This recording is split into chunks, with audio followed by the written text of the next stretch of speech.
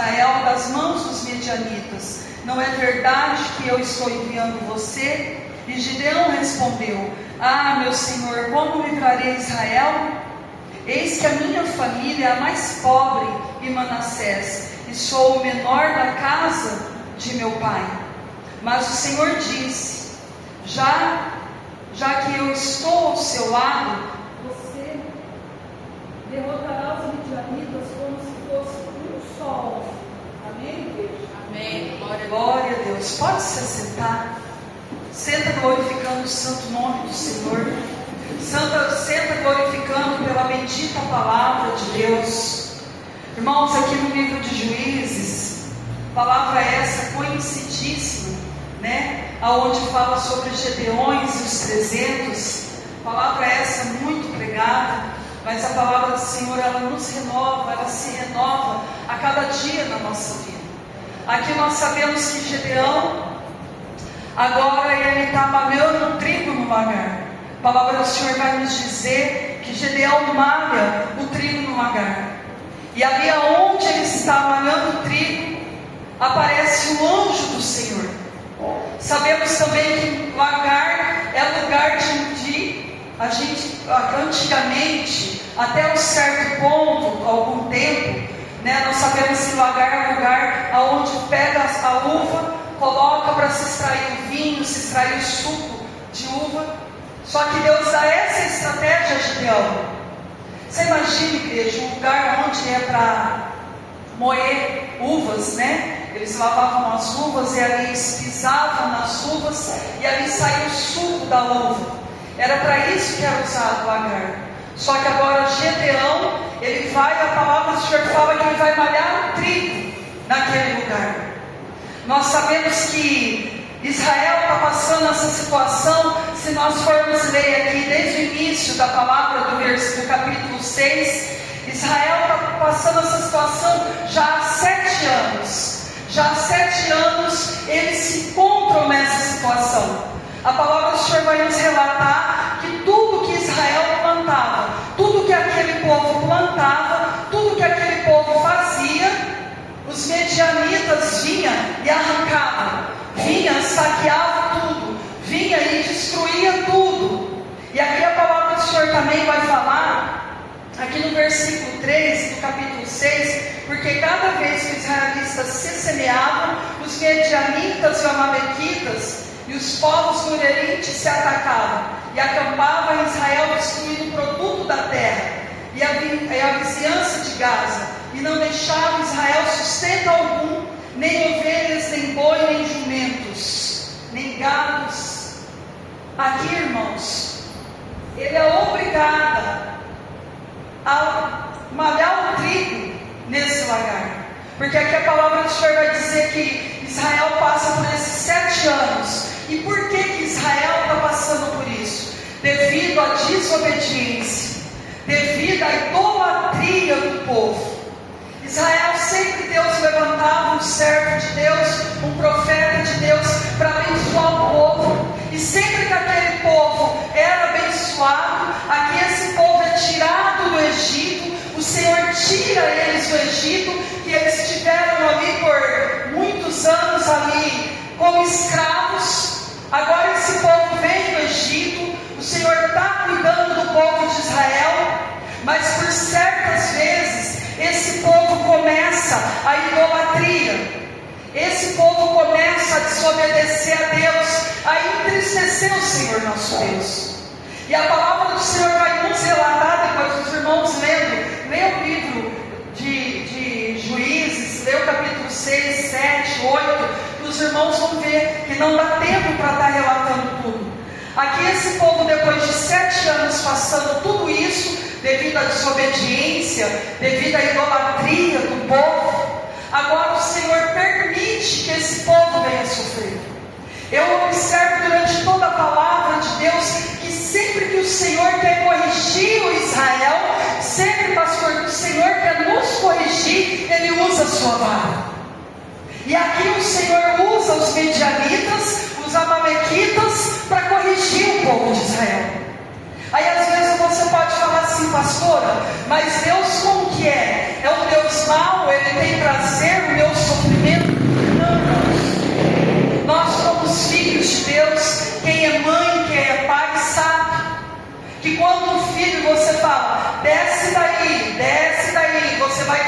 você vai machucar, e você fica alertando, e você fica falando. A criança vai lá e se machuca, você fala, eu não te avisei, mas mesmo assim você cuida. Assim era Deus com o povo de Israel. Mesmo esse povo desobedecendo a Deus, mesmo esse povo caindo na idolatria, o Senhor mesmo corrigindo, Deus deixou por 7 anos esse povo ser provado. O próprio Deus levantou os medianitas e os amalequitas. E detalhe, os amalequitas e medianitas, eles não eram amigos, mas eles se uniram para poder destruir Israel. Muitas vezes, irmãos, na minha vida, na tua vida, na nossa trajetória, mesmo pessoas que não é amigos se unem para poder destruir a tua vida. Mas por que isso? Por causa do propósito de Deus. Só que aqui, Gedeão, ele continuava lutando. Mesmo os medianitas, mesmo esse povo amalequita tentando destruir. Porque aqui era o próprio Deus que estava permitindo a vara a correção. Porque a palavra do Senhor fala que Ele ama, que Ele corrige aquele que ama. E muitas vezes somos corrigidos por Deus. Muitas vezes passamos pela vara de Deus, porque é necessário para que nós venhamos ficar na posição que o Senhor nos quer e na posição que Deus nos chamou. Jesus. E agora, a palavra do Senhor nos relata que depois desses 7 anos de sofrimento, o povo clama a Deus. Depois de 7 anos de sofrimento, o povo vem clamar a Deus. Muitas vezes, nós nos vemos como o povo de Israel.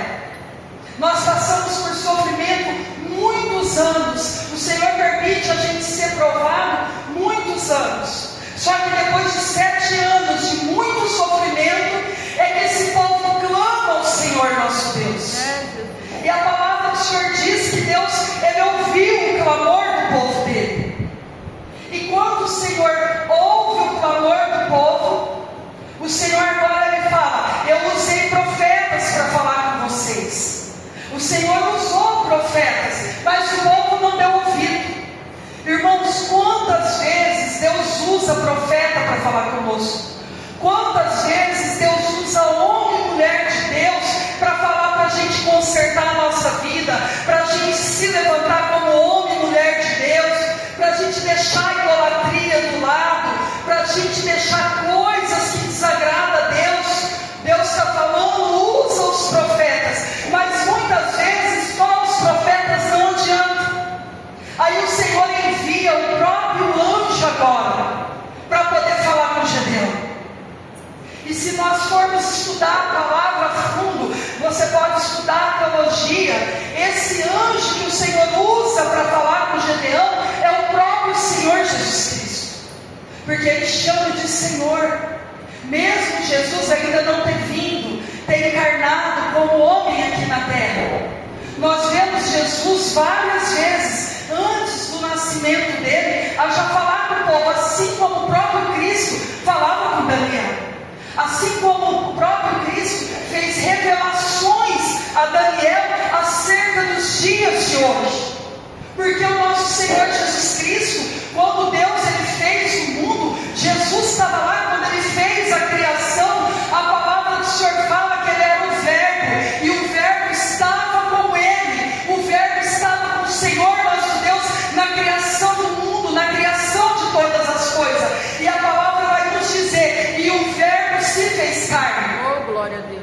E o Verbo se fez carne, e é a própria palavra de Deus, é a semente de Deus para a nossa vida. O próprio Verbo, a própria palavra, é o Senhor Jesus Cristo. Ele sempre esteve conosco desde o fundamento, desde o início de todas as coisas. E agora a palavra do Senhor fala que Ele está ali, malhando o trigo no lagar. E o Senhor envia um anjo. O anjo está ali debaixo do pé de carvalho, observando Gideão. Eu quero dizer para a igreja que nós somos observados, irmãos. Nós somos observados, a palavra também fala que nós somos observados por nuvens de testemunhas. Por isso que quando a gente se encontra numa prova, por isso que quando a gente se encontra passando em determinada situação, nós precisamos ver as nossas atitudes, porque a gente acha que ninguém está vendo. Até conforme a gente vive aquela batalha, aquela prova. A palavra do Senhor fala que o anjo do Senhor, o próprio Cristo, ele estava ali debaixo do carvalho, observando Gedeão, observando o que Gedeão estava fazendo. E de longe ele fica observando. Eu quero dizer que tem três pessoas que observam a gente. Tem Satanás, que observa os servos dele. Nós já sabemos desde lá de Jó, por onde que você estava, Satanás? De visitar a terra. Observaste o teu servo Jó? O Senhor pergunta para Satanás: observastes? O que eu estou falando é Bíblia, irmãos, é a palavra. Primeiro somos observados por Satanás. Ele nos observa até a forma que nós reagimos às condições que nós estamos vivendo, até as condições que nós fomos provados. Satanás, ele observa para quê? Para te acusar no passado. Satanás, ele age dessa forma. Ele é acusador, ele é advogado de acusação. O que significa advogado de acusação? O diabo significa advogado de acusação. Ele acusa o nosso passado. Aí outras pessoas, a outra pessoa que nos observa são as pessoas. Porque Satanás, ele julga, ele observa o passado para nos acusar. Aí o presente são as pessoas, achando que a gente não vai dar conta. Aí a terceira pessoa é o Senhor nosso Deus. Porque Ele não quer saber lá do passado, nem do presente, mas do futuro grande que Ele tem para mim e para você. Glória a Deus, eu creio. Porque o que acontece aqui com Gedeão? Gedeão, ele se encontra um homem fraco, um homem medroso. Gedeão, ele está bem fraco, ele está com medo, porque tudo que ele planta, os medianitas vêm e arranca e assola tudo. Só que Gedeão, ele tem algo diferente das outras pessoas. Aqui a palavra do Senhor vai nos relatar que são 135 mil homens que assolam aquela cidade. Se vocês for profundamente mais na palavra, vai dizer que aquele povo era como nuvens de gafanhoto. Você já tentou contar nuvens de gafanhoto? Assim eram os inimigos de Israel. Eram 135 mil homens contra 35 mil.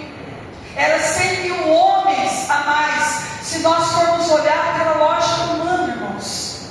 Só que quando o Senhor chama Gedeão, quando o anjo do Senhor se apresenta ali para Gedeão, agora ele vai se apresentar para um homem que estava trabalhando, estava passando na prova, mas estava trabalhando, estava sendo provado, mas estava trabalhando. Sabe por que Deus viu a diferença em 135 mil homens que estavam atacando, e ali era 35 mil o povo de Deus?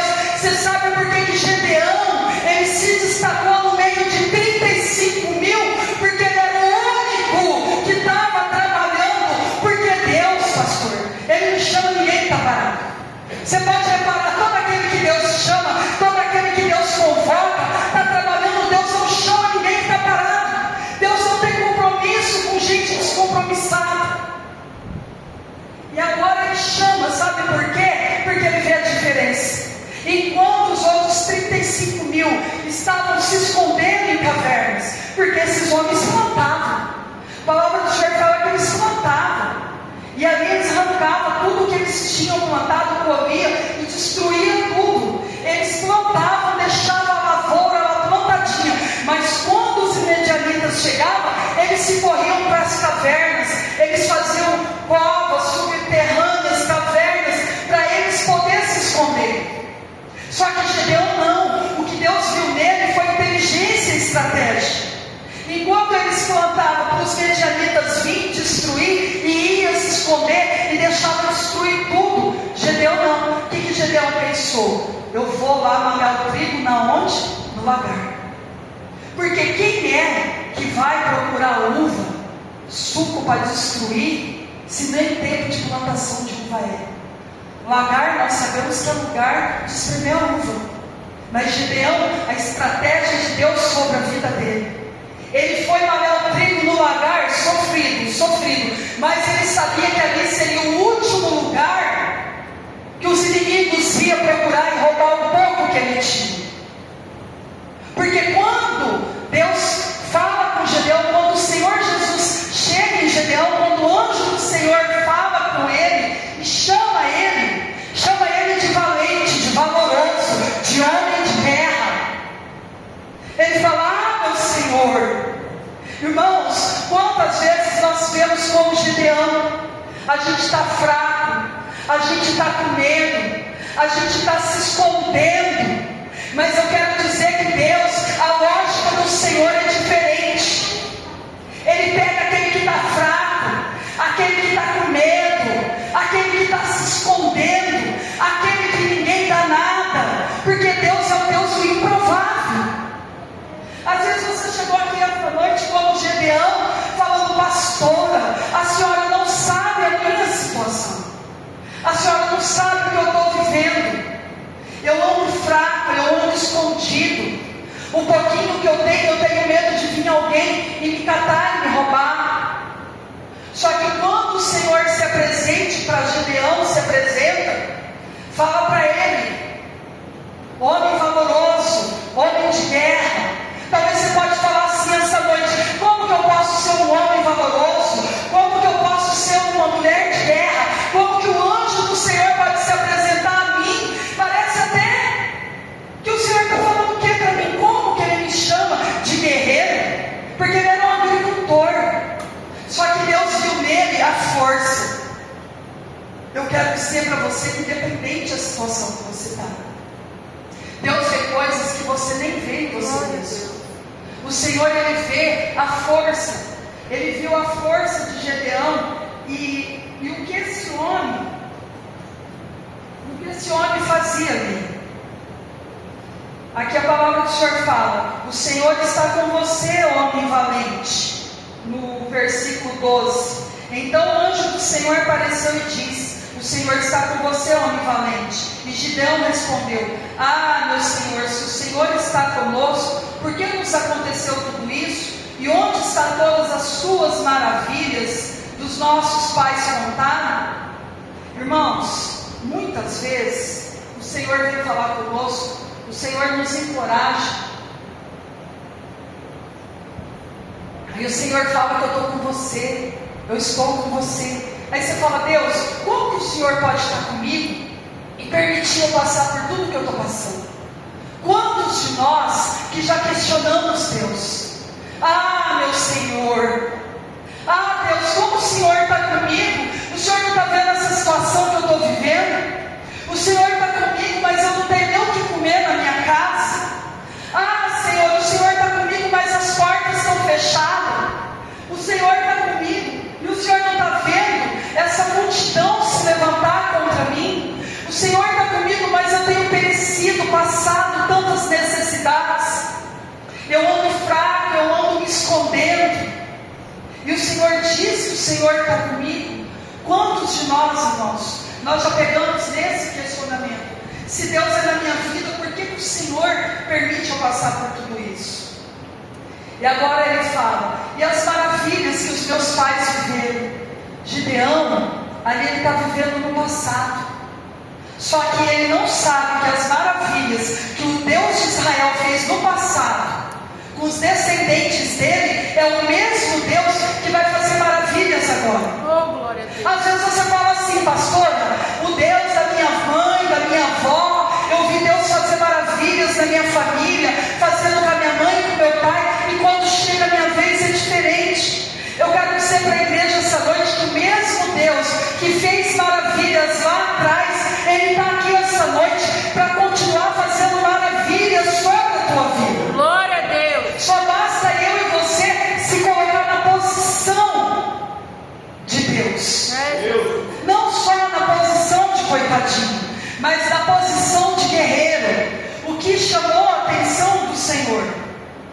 mas vai nessa força. Então o Senhor virou a Gideão e disse: vai nessa força, você tem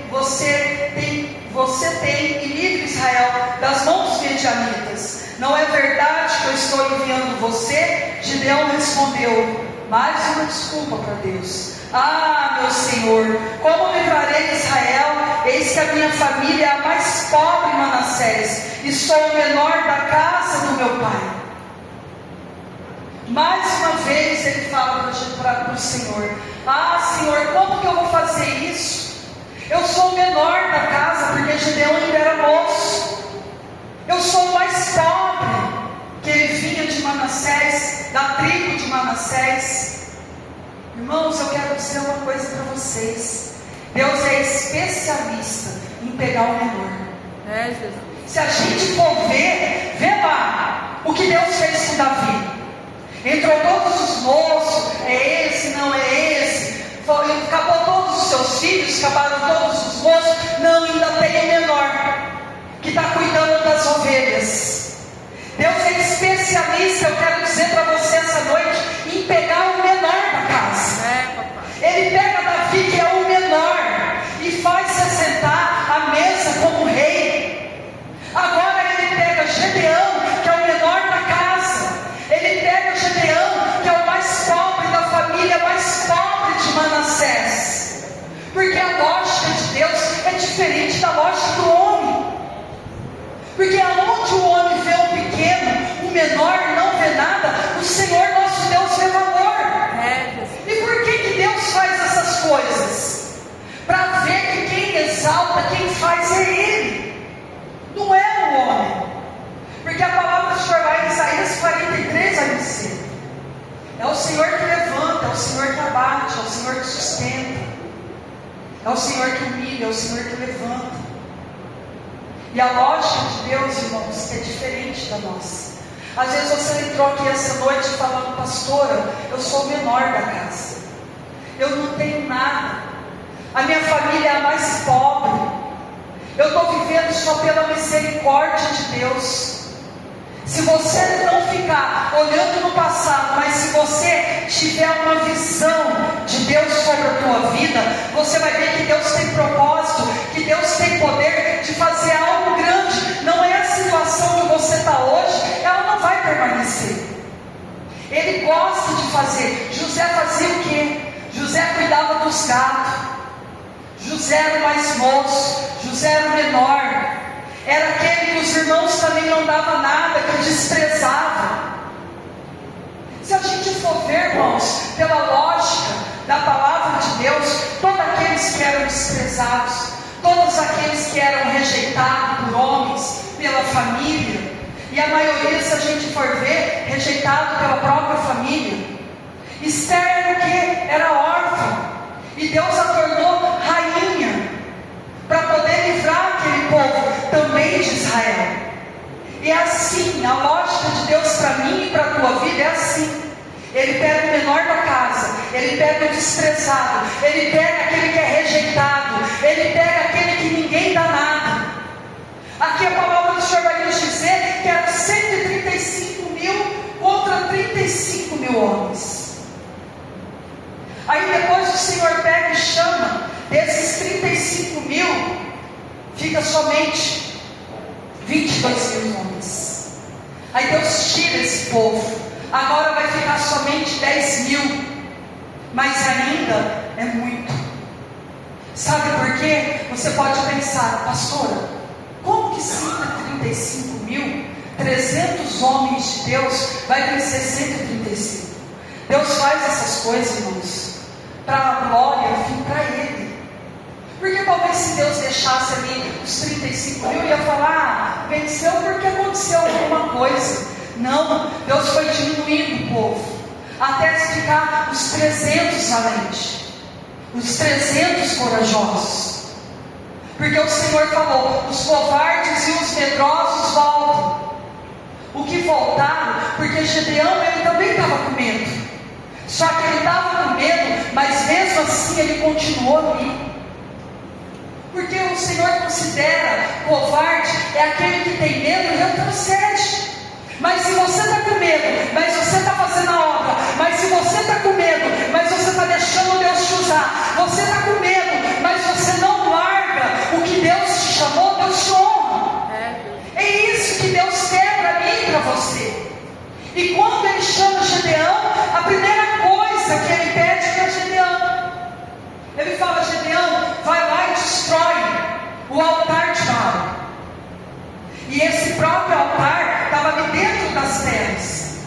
E a palavra do Senhor fala que Gideão vai durante a noite para o povo não ver e destrói o altar de Baal. Primeiro, o que Deus pede para Gideão? Destrói o altar. Aí depois que Gideão destrói o altar de Baal, aí sim ele vai fazer o chamado de Deus. Aí sim ele vai cumprir o que Deus está chamando.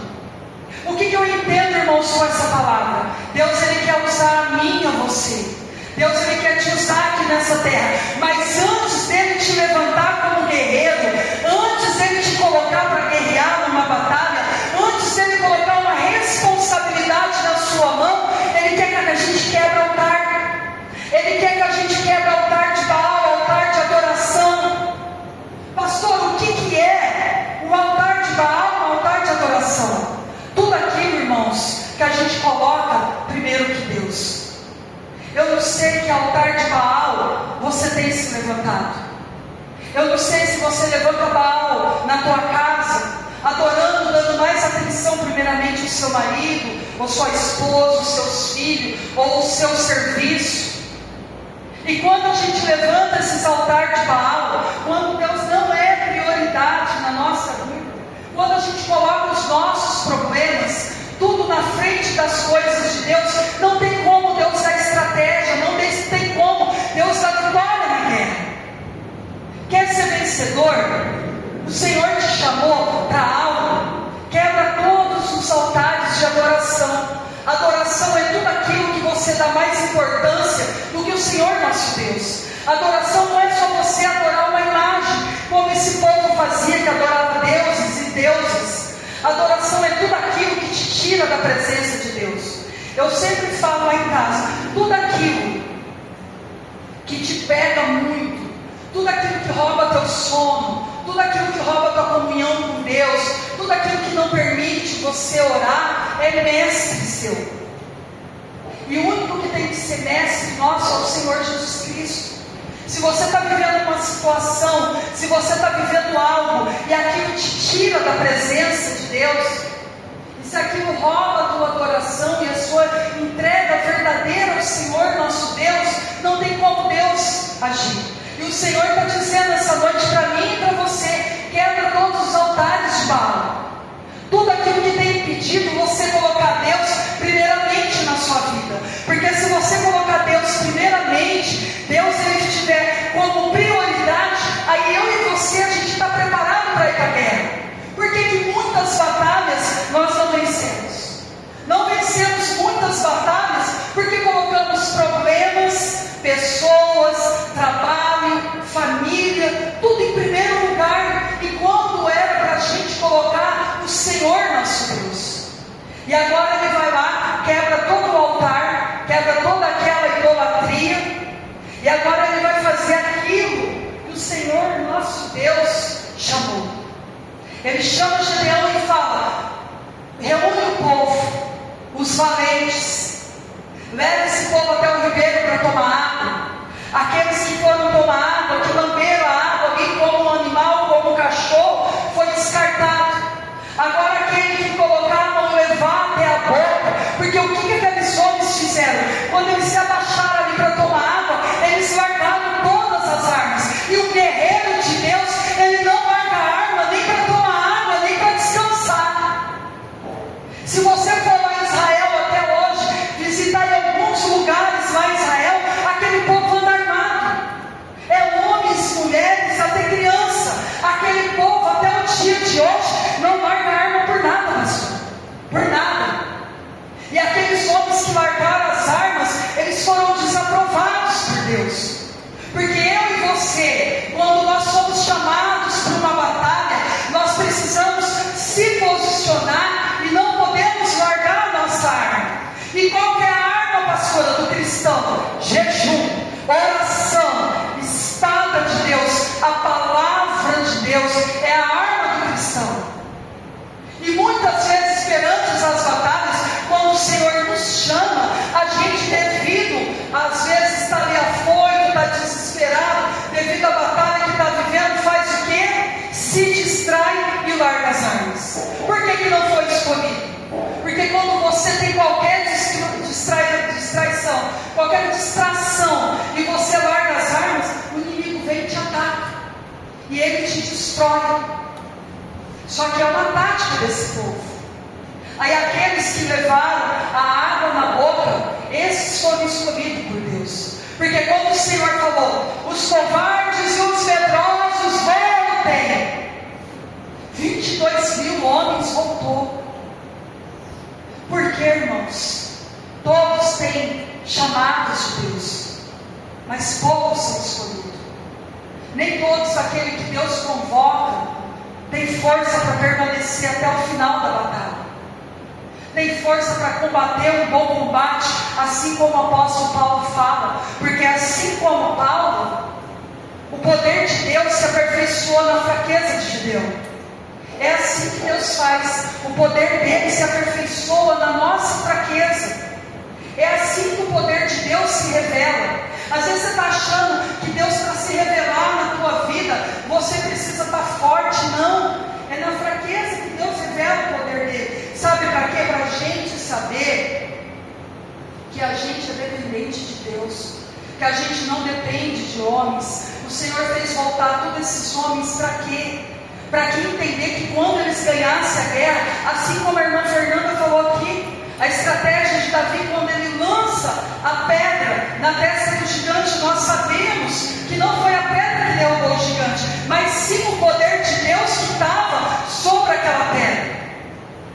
Aqui, o que prevalece, o que ganhou essa guerra não foi os 300 homens, mas sim a graça e o poder de Deus. A gente só vê a graça no Novo Testamento, mas a graça de Deus já existia mesmo no tempo da lei. Porque o Senhor teve graça e misericórdia perante o povo de Israel. E eu quero dizer para a igreja essa noite, muitas vezes, irmãos, nas nossas guerras, nós pensamos que nós temos que estar com muitos para a gente guerrear. Às vezes você fala assim, pastor, eu preciso de 10, 20, 30 pessoas orando comigo pela minha causa. É muito bom, irmãos, quanto mais oração, mais pessoas guerreando. Mas somente uma pessoa se levantar como homem e mulher de Deus e interceder pela tua vida de todo o coração, você é levantado pelo Senhor nosso Deus. Porque Ele falou para Gideão, olha Gideão, vai lá, que eu vou unir todo esse povo como se você fosse um só. Como se Gideão fosse um só para destruir todo esse povo. Pastora, Deus faz acepção de pessoas? Não. Ele faz separação. Porque muitas vezes a gente é deixado para trás. Muitas vezes você é deixado de lado. Muitas vezes as pessoas te rejeitam, te odeiam.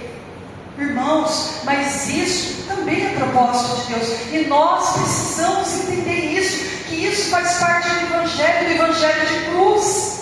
Jesus ele foi rejeitado. Jesus ele foi traído, ele foi cuspido. Ele foi, as pessoas falavam blasfêmia, ele era ridicularizado pelas pessoas. Faz parte. Não é que Deus faz acepção, mas Ele faz separação. Quando Deus faz isso comigo e com você, não é que Ele está rejeitando, Ele está separando o que é dele. E nós muitas vezes achamos que para a gente Deus estar na nossa vida, a gente tem que estar com uma multidão do lado da gente. E o próprio Deus tira, para quê? Para você entender que a força dele, de mais de 300 homens, está somente em você. Se você tiver a força de Deus em você, você vence as batalhas. É isso que muitas vezes nós não entendemos, irmãos. Nós precisamos tão somente do poder de Deus. Nós precisamos então somente da mão de Deus sobre a nossa vida. Porque quando a gente olha para a palavra, os medianitas, eles representam para nós os ataques espirituais. Israel, ele representa a nossa vida quando nos afastamos de Deus. E o lagar, ele representa os lugares escondidos, onde buscamos o refúgio de Deus. É na onde você está escondido. Às vezes seja no seu quarto, em oração. É onde você está refugiado. Ele estava refugiado nesse lagar. É ali que ele estava buscando o socorro de Deus. É nos refúgios, é nos esconderijos que Deus te acha. É no refúgio, é no esconderijo que o Senhor envia um anjo para cuidar de você e para guerrear com você.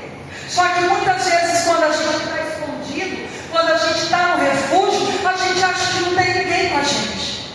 Você acha que você está sozinho. Muitas vezes, irmã, a gente passa por prova e a gente acha que a gente está só. Mas o anjo do Senhor, o próprio Deus, o próprio Senhor Jesus Cristo, estava ali debaixo daquele carvalho, observando. Eu quero dizer para você essa noite que o Senhor tem observado as suas pelejas. Você acha que você está sozinho, que você está sozinha, mas você não está. O Senhor tem te observado. E na hora certa, Ele entra nessa causa, nessa peleja por mim e por você. E agora, quando esses homens vão para a guerra, aqui no capítulo 7, essa palavra maravilhosa, abençoada, ele fala assim no capítulo 7, no versículo 15, no versículo 15b: levantaram-se porque o Senhor entregou o arraial dos medianitas nas mãos de vocês. Então repartiu os 300 homens em 3 companhias, entregou cada um uma trombeta, um cântaro vazio com a tocha dentro dele, e disse: olhe para mim e faça como eu fizer. E chegaram as mediações do arraial, assim como o Senhor, faça a vocês também.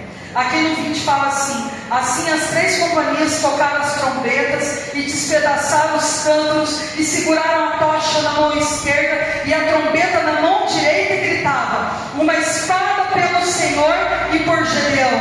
E cada um permaneceu no seu lugar. E ao redor do arraial todo o exército dos medianitas começou a correr e gritar e fugir. Assoados 300 trombetas, o Senhor tornou a espada um contra o outro, e isso em todo arraial fugiu na direção de Zerera, até Bet-Sita, até a divisa de Abel, perante Tabaté. Irmãos, o Senhor convocou esses homens. Imagina o som de 300 trombetas. Aí eles anunciam, eles começaram a tocar as trombetas. Aí eles levaram cântaros, quebraram os cântaros, a tocha na mão. Irmão, você quer vencer os seus inimigos? É com a tocha na mão. E a tocha representa o que, pastora? A presença de Deus, a presença do Espírito Santo de Deus. Quando você carrega o fogo do Espírito Santo de Deus, não tem capeta, não tem diabo, não tem nada que fica de pé sobre a tua vida. É, Jesus.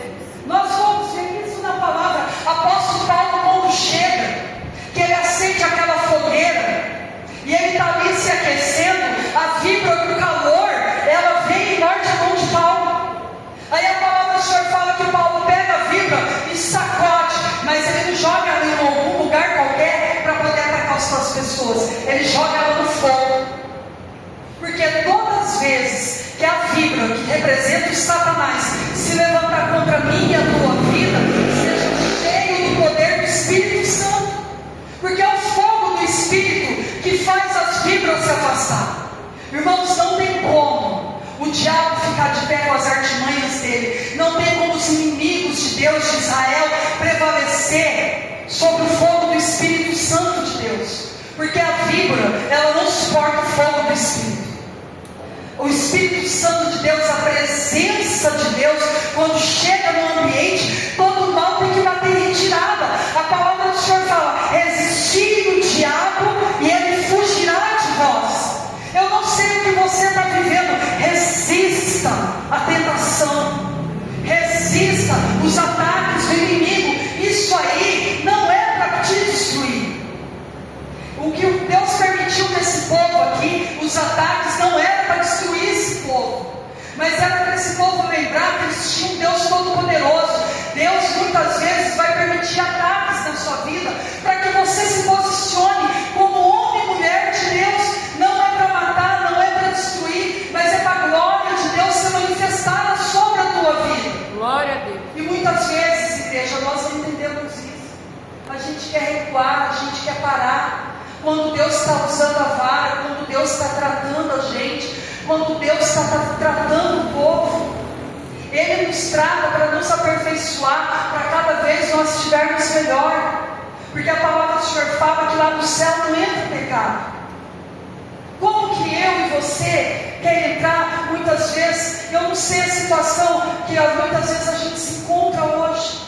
Se a palavra do Senhor fala que no céu não entra pecado, cada dia que Deus permite nós nessa terra, e Deus vem com vara e nos corrige, é para que nós venhamos se aperfeiçoar. Porque se lá não entra pecado, nós precisamos ser corrigidos por Deus. Lá não entra maldade, lá não entra pecado. Independente do pecado, pecadinho, pecadão, a palavra do Senhor fala que a porta é estreita, ela não passou por reformas. Então toda vez que a vara de Deus vier sobre a minha e a tua vida, quando o Senhor nos corrigir, seja dentro da palavra, seja permitindo que a gente passe por provações, que a gente passa privações, necessidades, é porque algo ali precisa ser corrigido, porque o que Deus tem para mim e para você lá na frente é bem maior, não é só de ministério, nem de casamento, nem de propósito, mas a nossa salvação, igreja. A nossa salvação é o bem maior que nós temos. Nós podemos cantar, nós podemos pregar, nós podemos falar em língua estranha, a gente pode rodar aqui em mistério, só que se o nosso coração não estiver limpo, se nós não tivermos uma vida voltada ao nosso Deus de verdade, nós não vamos. O nosso maior propósito que Jesus deixou aqui para nós é a salvação. Que a gente, com essa palavra, assim como Gedeão, que se encontrava fraco, Gedeão se sentiu menor, Gedeão se sentiu mais pobre, Gedeão achava que ele não ia dar conta nas batalhas, mas eu quero dizer para a igreja que você tem um Deus todo-poderoso, um Deus vivo que assim como fez lá atrás, Ele tem poder de mudar a minha e a tua história. Aleluia. Deus continua salvando, Deus continua batizando, Deus continua fazendo a Esther ser mãe de filhos, Deus Ele continua fazendo milagres e proezas no meio de nós. Glória a Deus.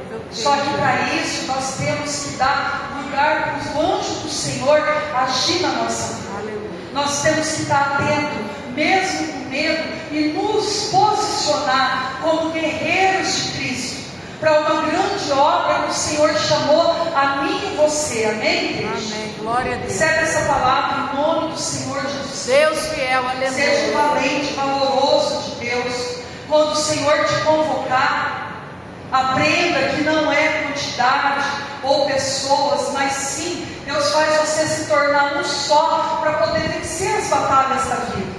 E se você tem Deus na tua vida, e se você coloca Deus como prioridade, o Senhor vai te dar vitória e você vai poder vencer. E você vai poder passar por tudo o que está te afligindo essa noite. Glória a Às Deus. vezes você entrou aqui essa noite como Gedeão, falando: Deus, fala comigo, eu não sei mais de onde buscar força.